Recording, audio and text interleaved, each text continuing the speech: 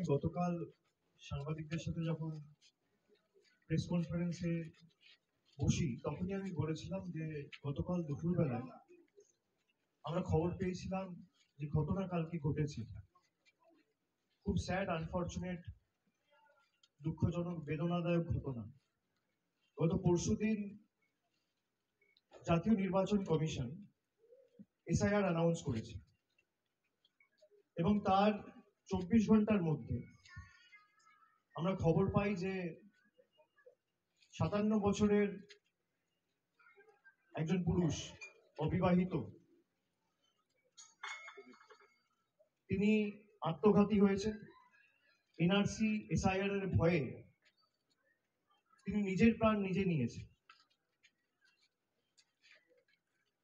আমি কালকেই তার পরিবারের লোকজনের সাথে যোগাযোগ করেছিলাম এবং আমাদের এখানকার যারা বুথ সভাপতি সহ জনপ্রতিনিধিরা যারা রয়েছেন, সবাই দলীয় সংগঠনের দায়িত্বে যারা রয়েছেন, সকলেই পরিবারের সাথে এসে কথা বলেছে, সাহায্যের সহযোগিতার হাত বাড়িয়েছে। একটা প্রাণ চলে গেলে তো কেউ ফিরিয়ে আনতে পারে না। একটা প্রাণ আমাদের কাছে মণিমুক্তের মতো। আমি কালকেই প্রদীপ বাবুর পরিবারের সাথে যোগাযোগ করি এবং তার যে ভাই রয়েছে তপন বাবু, তারও ওপেন হার্ট বাইপাস সার্জারি হয়েছে এবং তিনি অত্যন্ত দুর্বল। আমি গতকালও শুনেছি তিনি কয়েকবার অজ্ঞান হয়ে গেছে এবং আমি উপরে গিয়ে তার পরিবারের লোকজনের সাথে কথা বলে যেটুকু শুনেছি, জেনেছি, তিনি যেভাবে দান ধ্যান করতেন, এলাকায় তার পরিচিতি রয়েছে, নিপাট ভদ্রলোক। এনআরসি এবং এসআইআর যে আতঙ্ক, একদিকে ইলেকশন কমিশন আর একদিকে কেন্দ্রের সরকার, মানুষকে ভয় দেখানো, মানুষকে ভীত সন্ত্রস্ত করে রাখা, মানুষের মধ্যে একটা আতঙ্কের পরিস্থিতি, পরিবেশ তৈরি করা, তারা ঠিক করবে ভারতবর্ষের নাগরিককে। প্রদীপ বাবুর পরিবার এই পাড়ায়, এই ভূমিতে, এই মাটিতে প্রায় 40 বছরের বেশি তারা এখানে রয়েছে। এই বাড়িতে হয়তো কিছুদিন আগে এসছে, এদের পাশেই তারা থাকতেন। প্রায় 40 বছরের বেশি তারা বসবাস করছে। আমি সাংবাদিক বন্ধুদের মাধ্যমে এলাকার প্রতিবেশী যারা আছেন, যারা আমার কথা শুনছেন, আমি আপনাদের করজোড় করে অনুরোধ করছি, হাত জোড় করে সবাইকে, যে আপনারা ভয় পাবেন না। আমরা বেঁচে আছি। বাংলায় মমতা বন্দ্যোপাধ্যায়ের সরকার থাকতে, আমরা থাকতে এত সোজা না যে বছরের পর বছর, 40 বছর, 50 বছর, 30 বছর ধরে যারা বাংলায় রয়েছেন, যাদের বাবা, দাদু, ঠাকুরদা, একের পর এক প্রজন্ম বাংলায় রয়েছে, তাদেরকে বাংলাদেশি বলে বাংলাদেশে পাঠিয়ে দেওয়া হবে, এত সোজা নয়। আমরা বুকের রক্ত দিয়ে রক্ষা করব। আমি প্রত্যেকটা লোককে, প্রত্যেকটা মা ভাই বোনেদের, প্রত্যেক পরিবার যারা আমার কথা শুনছেন, বিশেষ করে কলোনি এলাকায় যারা থাকেন, তারা নির্ভয়ে নিশ্চিন্তে থাকুন। কোন এসআইআর এনআরসি করে বাংলার একটা মানুষকে যদি এরা ভোটার তালিকা থেকে বাদ দেয়, আমরা 1 লক্ষ লোক নিয়ে নির্বাচন কমিশন ঘেরাও করব। কত ধানে কত চাল এদের বোঝাবো, এত সোজা নয়। আমি প্রদীপ বাবুর বাড়িতে থাকতে থাকতে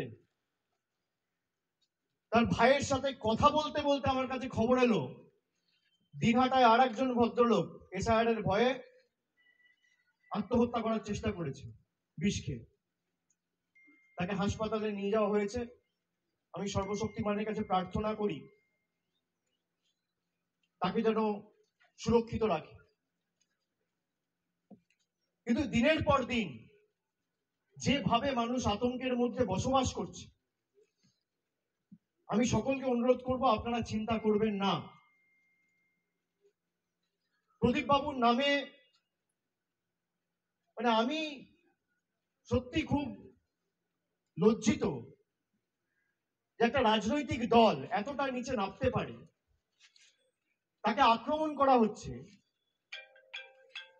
ব্যক্তি আক্রমণ করা হচ্ছে, তিনি লিখতে পারেন কি না লিখতে পারেন সে নিয়ে কথা বলা হচ্ছে। তিনি পরিষ্কারভাবে লিখে দিয়ে গেছেন যে আমার মৃত্যুর জন্য দায়ী এনআরসি এবং এসআইআর। তারপরে ওটা নিয়ে রাজনীতি করবে।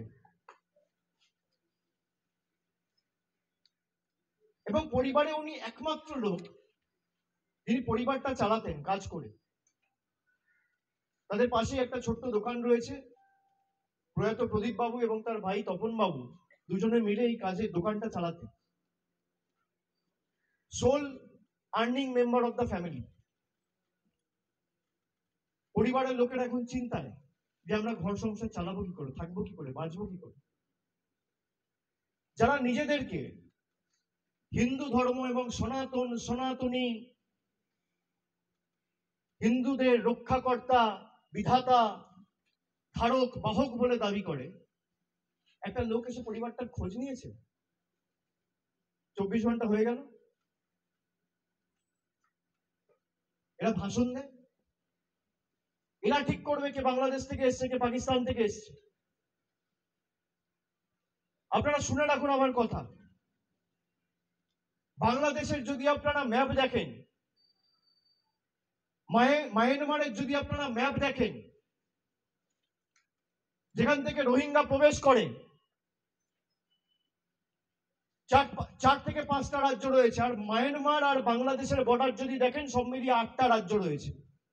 একদিকে মিজোরাম রয়েছে, একদিকে নাগাল্যান্ড রয়েছে, একদিকে মণিপুর রয়েছে, উপরে অরুণাচল প্রদেশ রয়েছে, তার নিচে মেঘালয় রয়েছে, আসাম রয়েছে, একদিকে ত্রিপুরা রয়েছে, আর একদম পশ্চিমে রয়েছে বাংলা। শুধুমাত্র বাংলা এরা এসআইআর করছে, তার কারণ বাঙালি এদের কাছে বশ্যতা স্বীকার করেনি, আত্মসমর্পণ করেনি, এদের কাছে মাথা নত করেনি। আমি আপনাদের সকলকে আশ্বস্ত করে দিয়ে যাচ্ছি, এর বদলা তৃণমূল কংগ্রেস নিয়ে ছাড়বে।